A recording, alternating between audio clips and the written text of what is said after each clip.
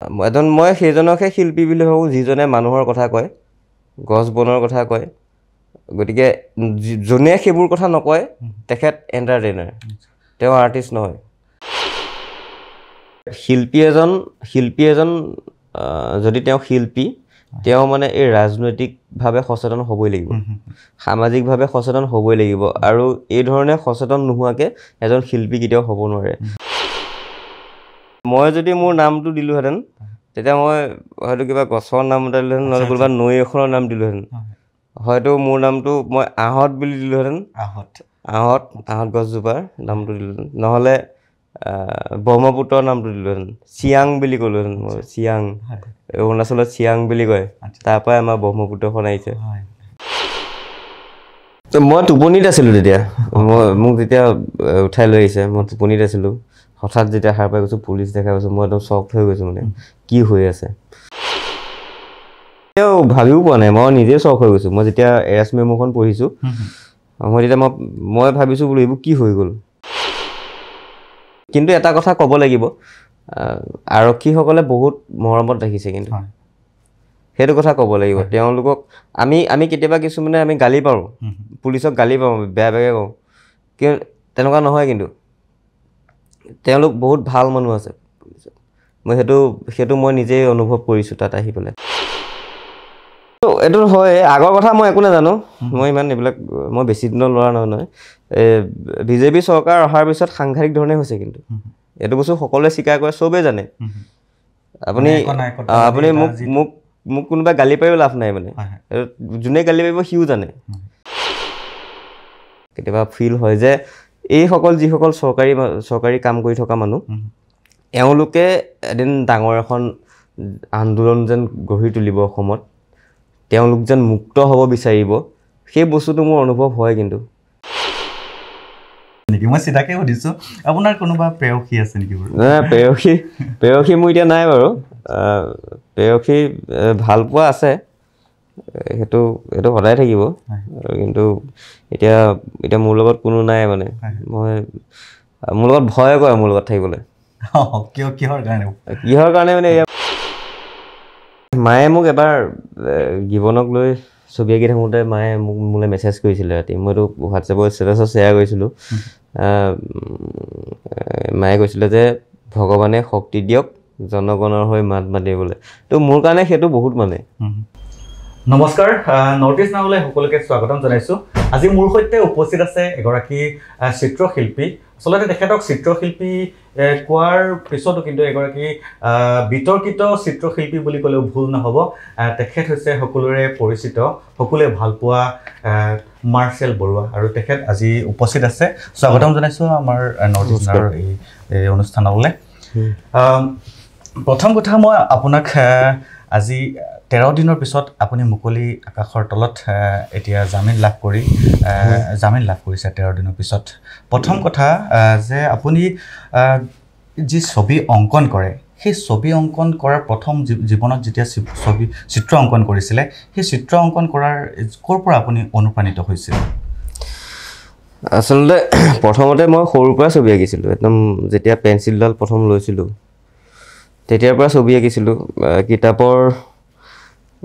কিতাপত থকা ছবিবোৰ সেইবোৰ আঁকিছিলোঁ। তেনেকেই আৰম্ভ হ'ল। তাৰপিছত লাহে লাহে ছবিৰ বিষয়ে জানিবলৈ মন গ'ল। এনেকৈ আমি গাঁৱলীয়া মানুহ, আমাৰ অসমীয়া সমাজৰ মাজত ডাঙৰ হোৱা মানুহ, তেনেকৈ আৰু বোকা পানী গচকি ডাঙৰ হৈছোঁ। সেই বস্তুবোৰেও একচুৱেলি ইনস্পায়াৰ কৰিছে আচলতে, নিজৰ মানুহখিনিক ভাল পাবলৈ, গছ বনক ভাল পাবলৈ। তো সেইকাৰণে ছবিটোক শেষলৈ যেতিয়া ছবিৰ বিষয়ে আৰু অলপ অধ্যয়ন কৰিব লাগিলোঁ, মডাৰ্ণ আৰ্টৰ কথা যেতিয়া পঢ়িব লাগিলোঁ, ৰিনেছা কিবাকিবি, মই একচুৱেলি মডাৰ্ণ আৰ্টৰ পৰা সাংঘাতিক ধৰণে মানে ইনফ্লুৱেঞ্চ। মই পিকাছ'ৰ ছবি ভাল পাওঁ, গুৱেৰ্নিকাই মোক সাংঘাতিক ধৰণে ইনফ্লুৱেঞ্চ কৰে। তো তেওঁলোকৰ সেই যিখন ছবি, যেতিয়াৰ পৰা মই সেই ছবিখনৰ কথা গম পাইছোঁ, তেতিয়াৰ পৰা মোৰ ছবিৰ প্ৰতি ধাৰণা সম্পূৰ্ণ সলনি হৈ গুচি গ'ল। আৰু ভূপেন দাৰ গানে সদায় ইনস্পায়াৰ কৰে, বিষ্ণুপ্ৰসাদে ইনস্পায়াৰ কৰে, মোক শংকৰদেৱে ইনস্পায়াৰ কৰে। গতিকে তেনেকেই আৰু ছবিটোক এটা মাধ্যম হিচাপে ল'বলৈ ভাবিলোঁ, যে ছবিৰ জৰিয়তে মানুহৰ কথা ক'ম। শেহতীয়াকৈ দেখা গৈছিল অসম চৰকাৰে নাইবা লোক নিৰ্মাণ বিভাগে গছ কাটি যি দীঘলী পুখুৰীত নাইবা ভৰলুমুখত গছ কাটি উৰণ সেতু নিৰ্মাণৰ বাবে তেনেকুৱা এটা পৰিকল্পনা কৰিছিলে তাত আপুনি তাত ছবি অংকন কৰি প্ৰতিবাদ সাব্যস্ত কৰিছিলে কিন্তু তাৰ পিছতে আপোনাক জেললৈ প্ৰেৰণ কৰা হৈছিলে নাইবা আপোনাক আটক কৰা হৈছিল জেললৈ প্ৰেৰণ কৰা হৈছিল প্ৰায় 13 দিন ধৰি আপুনি জেলত থাকিব লগা হৈছিল তাৰ পিছত কিন্তু জেলৰ পৰা যেতিয়া জামিন লাভ কৰি জেলৰ পৰা ওলাই অহাৰ পাছত কিন্তু আপুনি এতিয়ালৈকে কিন্তু কোনো ধৰণৰ ছবি অংকন কৰা নাই এতিয়া সকলোৰে কিন্তু মনত এটা প্ৰশ্ন যে মাৰ্চেল বৰুৱাই ভয় খাইছে নেকি এতিয়া সকলোৰে মনত মানে সেইটো এটা প্ৰশ্ন উদয় হৈছে কি ক'ব এই ক্ষেত্ৰত মানে ভয় কৰিছে নাই ভয় ছয় খাব লগা একো নাই ভয় বুলি একো নহয় ছবি মই এনেও আঁকিম মই এতিয়া কাইলৈ আঁকিমগৈ কাইলৈ পৰা আকৌ এটা নতুন যাত্ৰা আৰম্ভ কৰিম ক'ত আঁকিব আঁকিম আৰু বিভিন্ন জেগাত মই কাৰো কথা মই আগতেও কৈ আছোঁ যে ছবিখনৰ যিটো শব্দ ব্যৱহাৰ কৰা হৈছিলে সেইটো এটা প্ৰতীকী শব্দ আৰু তাৰ অৰ্থ এইটোৱে আছিলে যে মানুহ গোটেই জীৱনৰ পৰা যিটো যাত্ৰা মই ছবিৰ জৰিয়তে যিটো প্ৰটেষ্ট কৰি আছিলোঁ তাত বিভিন্ন মানুহ লগ পাইছোঁ আৰু সকলো মানে ক্ষোভিত সকলোৰে মনত সেই ভাৱ সোমাই আছে মই সেইখিনি প্ৰকাশ কৰিবহে চেষ্টা কৰিছিলোঁ মোৰ মনত কাৰোৰ প্ৰতি কোনো বেয়া ভাৱ নাই কিবা নাই তেনেকুৱা ধৰণৰ একো নহয় মই সেইজনকহে শিল্পী বুলি ভাবোঁ যিজনে মানুহৰ কথা কয় গছ বনৰ কথা কয় গতিকে যোনে সেইবোৰ কথা নকয় তেখেত এণ্টাৰটেইনাৰ তেওঁ আৰ্টিষ্ট নহয় মানে আপুনি ছবি আঁকি থাকিব তেনেকুৱা ধৰণৰ যদি সমাজৰ প্ৰতি কিবা তেনে ধৰণৰ ভাবুকি আহে তেনে ধৰণৰ যদি পৰিৱেশৰ প্ৰতি কিবা বেয়া ভাবুকি আহে তেনে ধৰণৰ আপুনি ছবি অংকন কৰি থাকিব কিন্তু শেহতীয়াকৈ আপুনি এটা লাইন লিখিছিলে এটা শাৰী লিখিছিলে যে কি হিমন্ত ছেভ নেচাৰ তাৰ পিছতে কিন্তু আপোনাক সেই জেললৈ প্ৰেৰণ কৰা হৈছিল তাৰ পিছতে কিন্তু সেয়াত ক'ৰবাত নহয় ক'ৰবাত হিমন্ত বিশ্ব শৰ্মাই যে নিজকে ভাবিছিল নেকি যে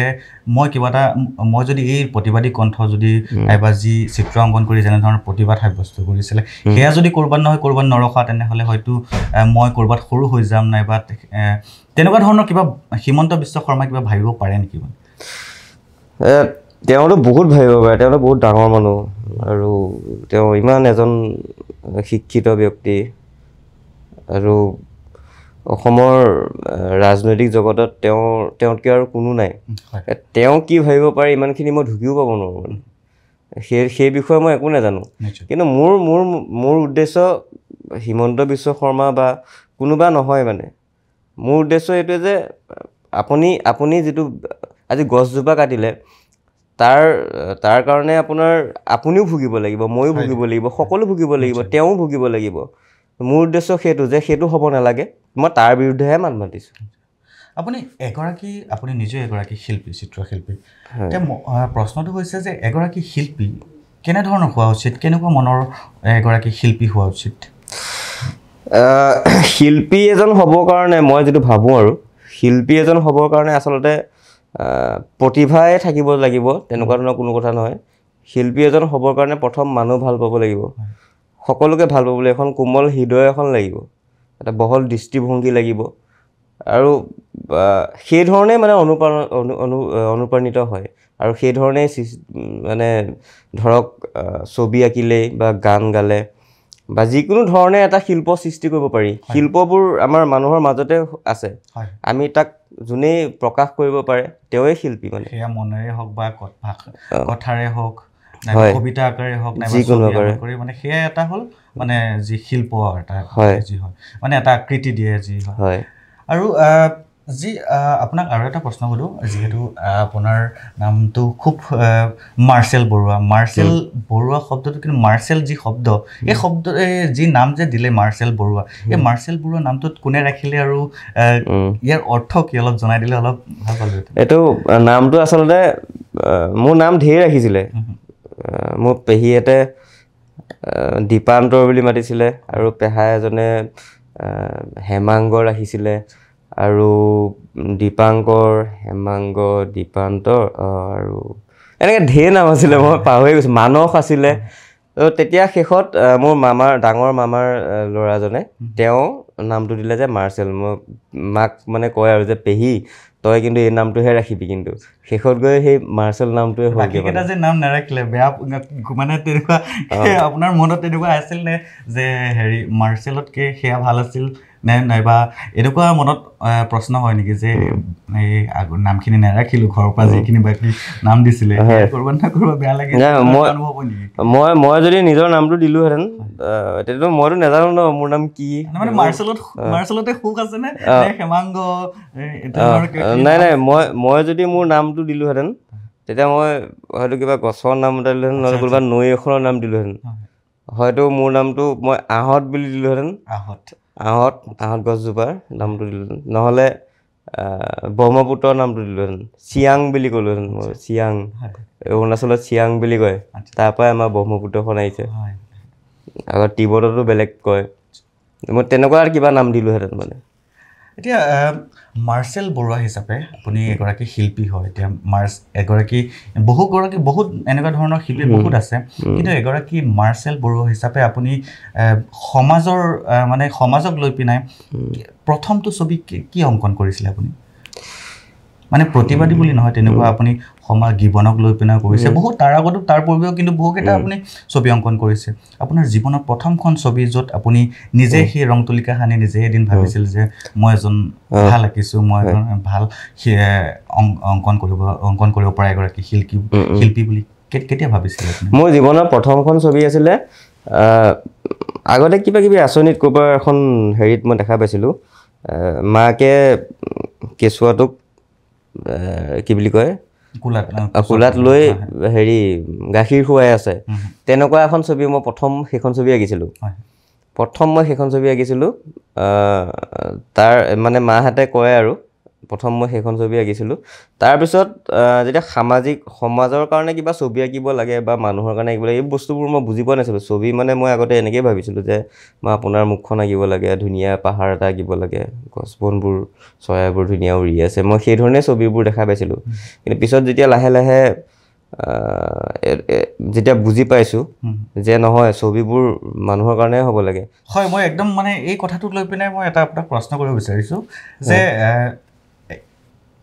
এখন ছবি আঁকোতে মানুহে সদায় এটা সেউজীয়া পৰিৱেশটোক ছবি অংকন কৰে নাইবা পাহাৰত যেতিয়া গছ গছনি থাকে সেউজীয়া যেতিয়া থাকে তেতিয়াই সেই ছবি অংকন কৰে কিন্তু সেই একেটা স্থানৰে যদি সেই একেটা ছবি যদি যেতিয়া গছ গছনিবোৰ কটা যায় তাত কিন্তু যেতিয়া সেই টকলা হৈ পৰে যে গোটেই পাহাৰখন উদং হৈ পৰে যেতিয়া সেই উদং হৈ পৰা ছবিখন কিন্তু কোনো শিল্পীয়ে আঁকিবলৈ ভাল নাপায় আপুনি কি ভাবে যে সেই বস্তুটো ছবি অঁকাটোত প্ৰয়োজনীয়তা বোধ কৰেনে আপুনি তাৰমানে কথাটো এনেকুৱা ধৰণৰ হয় সেই বস্তুটো এনেকুৱা সেইসকল শিল্পীয়ে অকল যিটো আৰ্টিষ্টিক বিউটি সেই সৌন্দৰ্যবোধটোকহে দেখাব খোজে মানে তেওঁলোকে আপুনি যদি অকল আৰ্টিষ্টিক বিউটিটো দেখাব খোজে তাত মানে মানুহৰ এই জীৱনবোধটো আহি নপৰে তাত অকল আপুনি ধুনীয়াই দেখাই আছে মানে পৃথিৱীখন ঠিকেই আছে তাৰ অৰ্থ কি পৃথিৱীখন ঠিকেই আছে মানে যদি ঠিকেই আছে কিন্তু আজিৰ সময়ত সেই ধুনীয়া পাহাৰখন দেখুৱাৰ কোনো প্ৰয়োজনীয়তা নাই মানে পাহাৰবোৰ কাটি পেলাইছে পাহাৰবোৰ শেষ কৰি পেলাইছে তো এইকণ সময়ত যদি আপুনি ধুনীয়া পাহাৰ দেখাইছে তেতিয়া আপুনি এইটো বুজাব খুজিছে যে ঠিকেই আছে চব পাহাৰ চাহাৰ কটা নাই প্ৰকৃতি ধ্বংস হোৱা নাই আপুনি মানুহক আল্টিমেটলি এটা ভুল হেৰি এটা দিছে আৰু মেছেজ এটা দিয়াই হ'ব তো সেইটো হ'ব নালাগে মানে মই তেনেকৈ ভাবোঁ আপুনি এগৰাকী শিল্পী হিচাপে কিন্তু বহুকেইটা ছবি অংকন কৰিছে কিন্তু শেহতীয়াভাৱে যি ভৰলুমুখৰ উৰণ ক্ষেত্ৰ নিৰ্মাণৰ বাবে যি গছ কটাৰ এটা যি পৰিকল্পনা কৰিছিল তাক লৈ পিনে আপুনি ছবি অংকন কৰি প্ৰতিবাদ কৰিছিলে সেই ক্ষেত্ৰত তাৰপিছতে কিন্তু আপুনি 13 দিন ধৰি আপুনি জেলত থাকিব লগা হ'ল প্ৰথম সেই যেতিয়া জেললৈ আপোনাক প্ৰেৰণ কৰা হৈছিলে তাত যাওঁতে আপোনাৰ মানে অনুভৱটো কেনেকুৱা আছিলে বস্তুটো আপুনি কি ভাবিছিলে কি মানে তেনেকুৱা প্ৰথম কি ভাবিছিলে যে মই জেললৈ যাম এতিয়া কি হ'ব তেনেকুৱা এটা মানুহৰ ভয় থাকে যে মানে জেল বুলি ক'লে মানে কিবা এটা যেন তেনেকুৱা কিবা এটা ভুল কাম কৰিছোঁ কিন্তু আপুনি ভুল কাম কৰিছোঁ বুলি আপুনি এতিয়া সমাজে কিন্তু সেইটো আপোনাক সেইটো কোৱা নাই যে আপুনি ভুল কাম কৰিছে কিন্তু তথাপিও যেতিয়া এগৰাকী ভাল এজন ব্যক্তিয়ে যেতিয়া জেললৈ যাবলগীয়া হয় তেতিয়া মূৰত কিন্তু বহুকেইটা প্ৰশ্ন উদয় হয় আপোনাৰ প্ৰথমটো প্ৰশ্ন কি উদয় হৈছিল যে মই জেললৈ যাম এতিয়া কি হ'ব তেনেকুৱা এটা মনোভাৱ আহিছিল নেকি বা অনুভৱ মই টোপনিত আছিলোঁ তেতিয়া মোক যেতিয়া উঠাই লৈ আহিছে মই টোপনিত আছিলোঁ হঠাৎ যেতিয়া সাৰ পাই গৈছোঁ পুলিচ দেখা পাইছোঁ মই একদম শ্বক হৈ গৈছোঁ মানে কি হৈ আছে তাৰপিছত যেতিয়া গম পাইছোঁ আৰু তেওঁলোকে কৈছে এইটো কাৰণ আচ্ছা ঠিক আছে আৰু গৈছোঁ ইমান ভাবি থকা নাই আৰু মনত বিভিন্ন ধৰণৰ প্ৰশ্ন আহিছে সেইটোতো আহিবই তাৰপিছত ভৰলু থানাত ৰাখিলেহি তেওঁলোকে সেয়াই আৰু কিন্তু এটা কথা ক'ব লাগিব আৰক্ষীসকলে বহুত মৰমত ৰাখিছে কিন্তু সেইটো কথা ক'ব লাগিব তেওঁলোকক আমি কেতিয়াবা কিছুমানে আমি গালি পাৰোঁ পুলিচক গালি পাৰোঁ বেয়া বেয়াকৈ কওঁ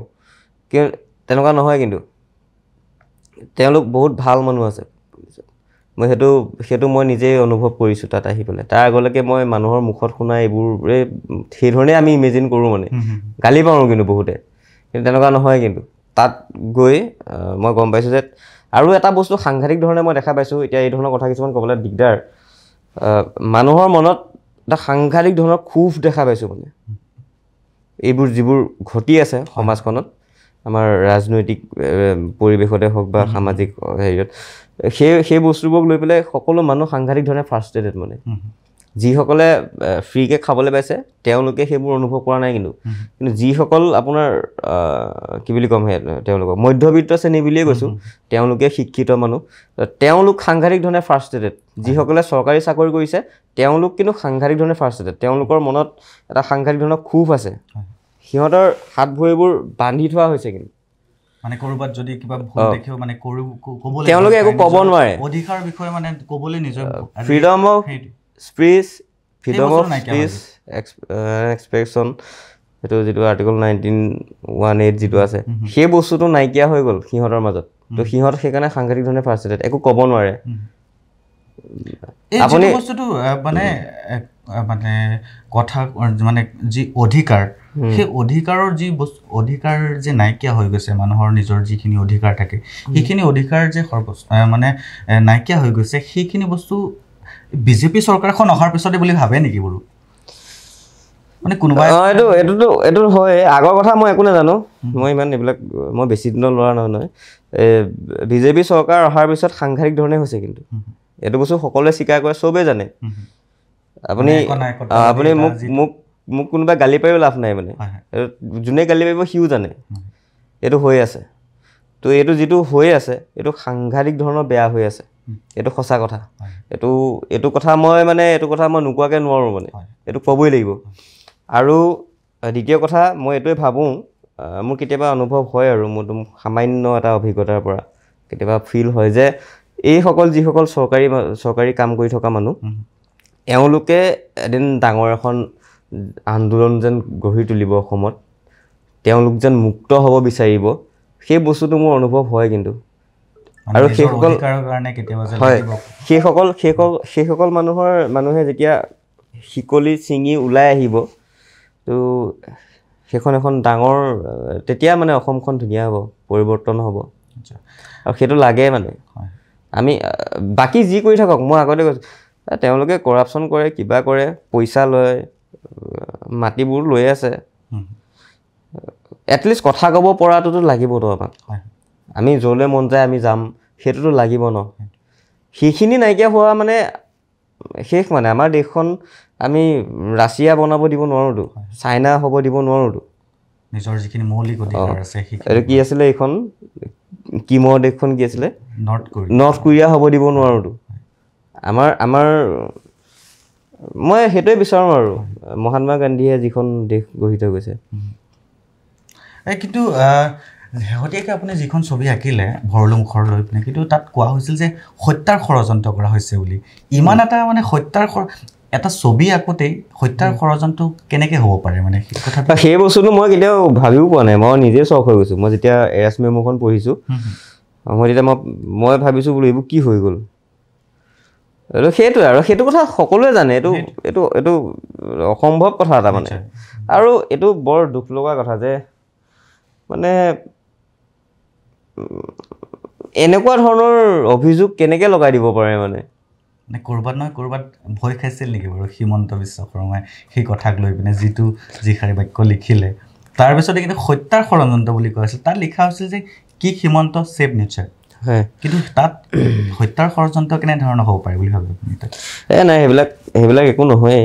এইটো আৰু কি ভাবি থাকিম এইটো সকলোৱে জানে মই ভাবোঁ এই কথাখিনি ৰাইজে আলোচনা কৰক মই কি ক'ম আৰু এটা প্ৰশ্ন যিহেতু আপুনি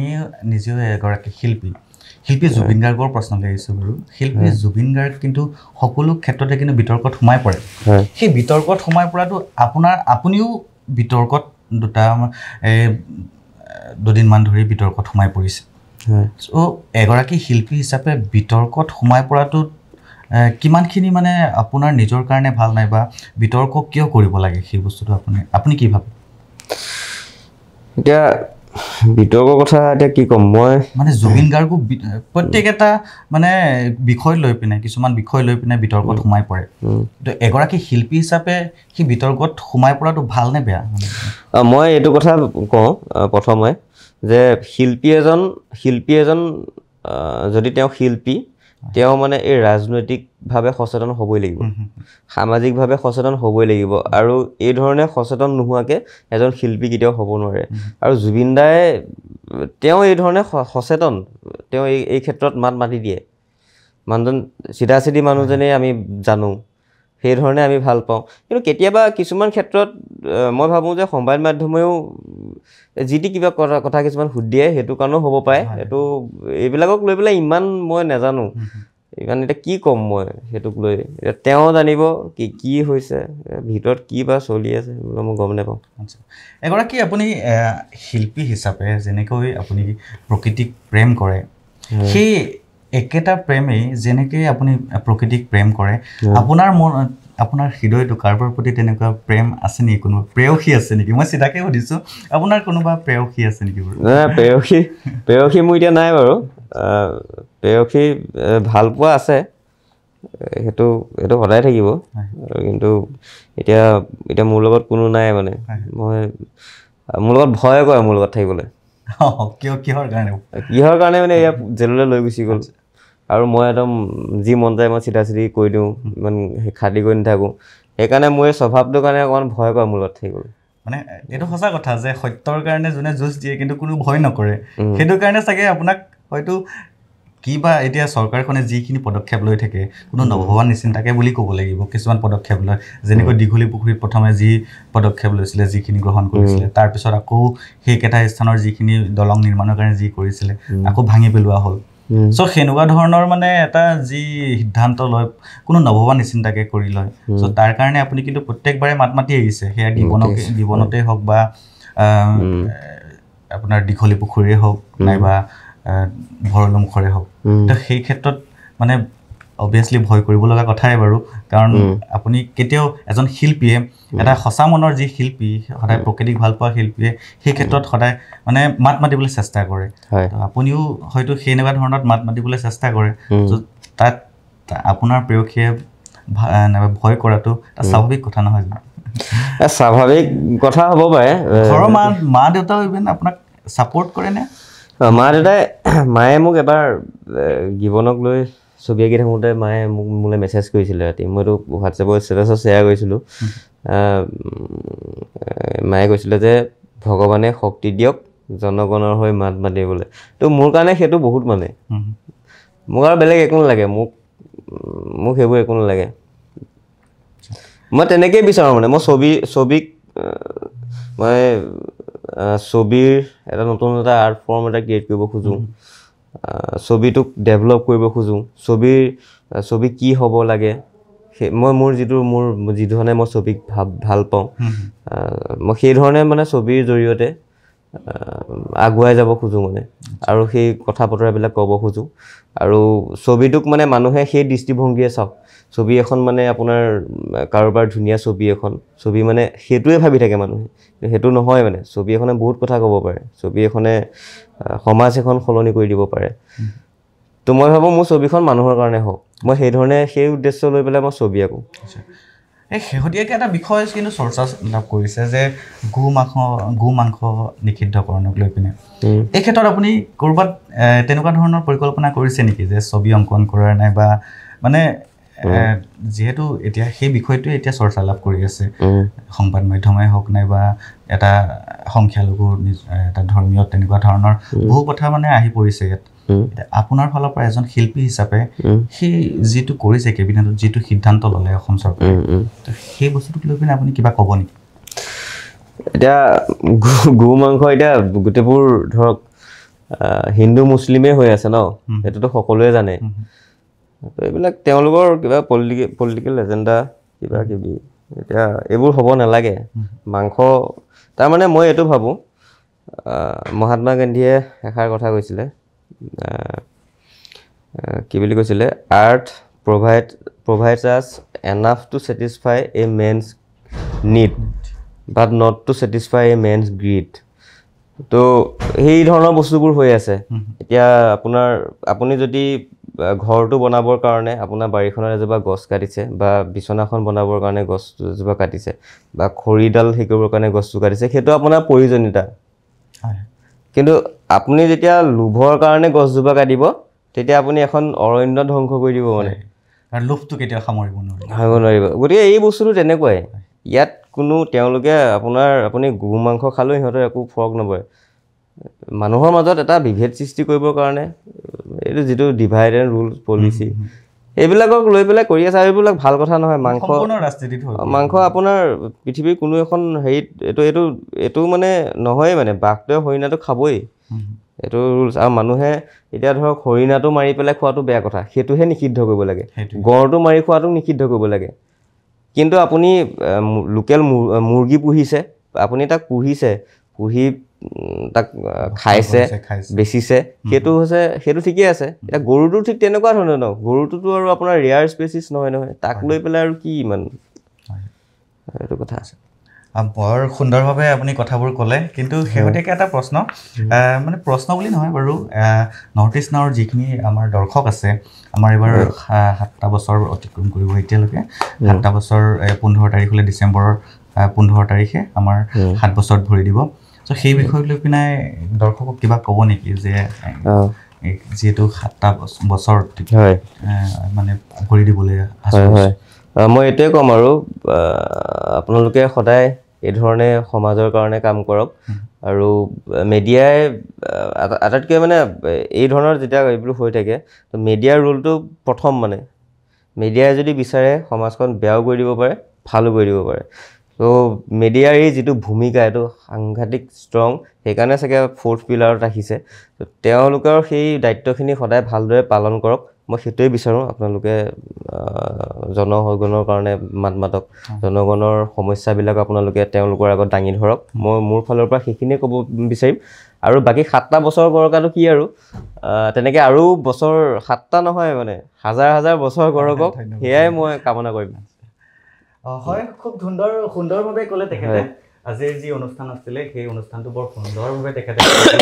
নিজৰ মনৰ কথাবোৰ ক'লে নাইবা তেখেতৰ লগত যিখিনি বিতৰ্কত তেখেতে সোমাই পৰিছিলে সেইখিনি চৰ্চাৰ কথাও সেইখিনি বিষয়েও ক'লে বৰ ধুনীয়াকৈ ক'লে এনেধৰণৰ আমাৰ যি সত্য আৰু নিৰপেক্ষ বাতৰি চাই থাকিব এনেকুৱা খবৰবোৰ আমি আপোনালোকৰ আগত আগবঢ়াই থাকিম সদায় আগবঢ়াই থাকোঁ আৰু আমাৰ 15 ডিচেম্বৰত আমাৰ 7টা বছৰত ভৰি দিবলৈ লৈছোঁ আমাৰ নৰ্থ ইষ্ট নাও যি চেনেল আছে সেই নিউজ চেনেল আমি 15 ডিচেম্বৰত 7টা বছৰত ভৰি দিবলৈ গৈ আছোঁ চ' এনেধৰণৰ যি সত্য আৰু নিৰপেক্ষ বাতৰি চাই থাকিবলৈ আপোনালোকে আমাৰ নৰ্থ ইষ্ট নাওৰ যি পেজ আছে ভিডিঅ' পেজ আছে তাতে লাইক আৰু ছাবস্ক্ৰাইব কৰি দিব আপুনি আমি বিদায় লৈছোঁ তেনেহ'লে আমি সকলোৱে বিদায় লৈছোঁ দিয়ক চাই থাকিব নৰ্থ ইষ্ট নাও ধন্যবাদ